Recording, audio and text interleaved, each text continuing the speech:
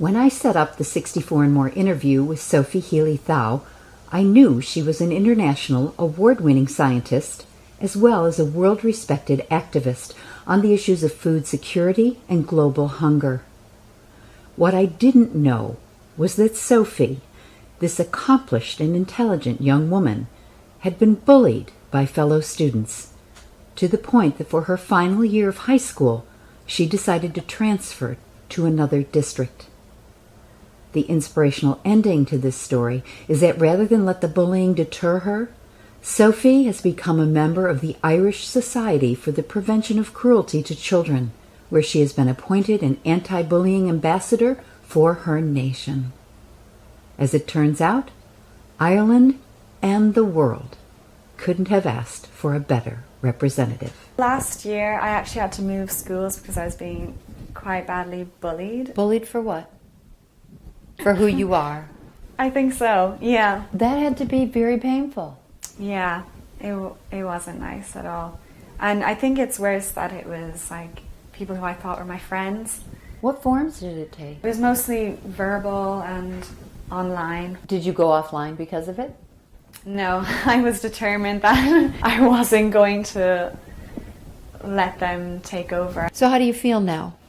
Much better, yeah. I got in contact with the ISPCC, the Irish Society for the Protection Against Cruelty to Children, and I saw that they had an anti-bullying campaign going on, and I got in contact and I was like, hey, this has happened to me, can I volunteer, can I help you in any way? And they must have looked into me or something, because they were like, you know what, Sophie, we want you to be our Shield Youth Award ambassador for our anti-bullying campaign. So what exactly does that mean? Well, within the ISPCC we have a competition now for schools in which you've got to get together with your friends or maybe a class, and you've got to make an anti-bullying campaign yourselves for your school. Okay. Or for your year. So it really comes from the students, because you always say like stand up to the bully, but that can be very difficult.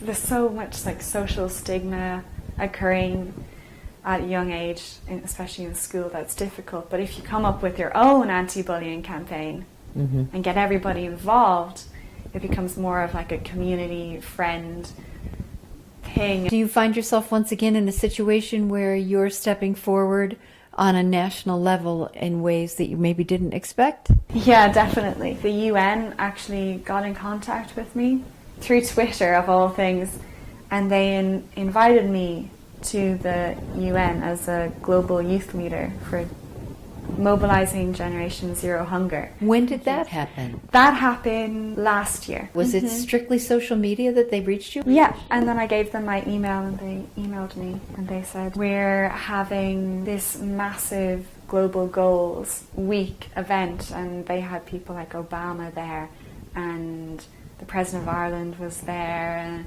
Malala Yousafzai, she was there, and it was just incredible to be part of it. And is that where the idea of someday working for the UN came? Yeah. Did you make contacts that maybe could help you start towards that? Hopefully. Yeah. You are an internationally acclaimed researcher. You are a youth ambassador against bullying. You also are someone who works internationally on the ideal of young people getting involved and being involved in things that matter, such as creating enough food to feed the world. Ms. Sophie, where do you go next? What is in your future, in your immediate future? At the moment, I'm finishing up making an app with my friend Max Brueggemann. He goes to Rochester University in New York, and we're just finalizing the finishing touches of this app. We made it about food security and for young children from the ages of about maybe 8 up, and it's got a whole load of fun games. It teaches them about food security, but in a fun and friendly way, rather than a teacher-student lecture style regurgitation of facts kind of way. How did you and Max come to meet each other? We met each other at the London International Youth Science Forum. Which was? Back in 2014.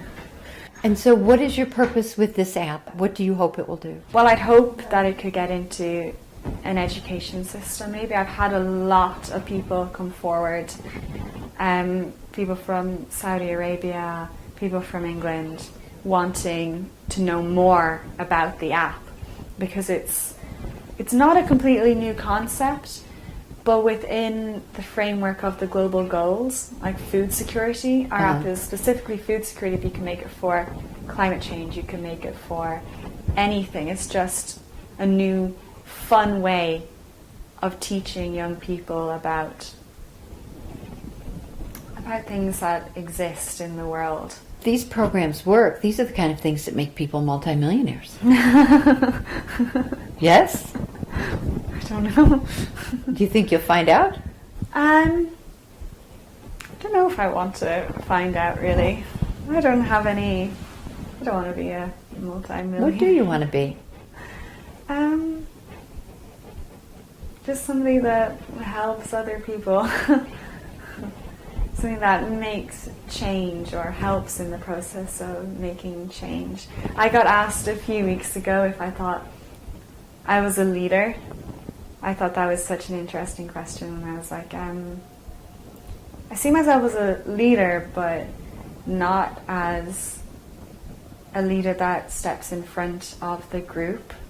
More of a leader that's like behind the group, trying to help everybody push forward and making sure everybody's speaking up and everybody's got their opinions and everybody's voicing their opinions, rather than somebody who's leading the pack. Out of all these things that you're doing and have done, and national, international, such an incredible list that you have accomplished at such a young age, what's the most important thing you think you've learned through all these experiences?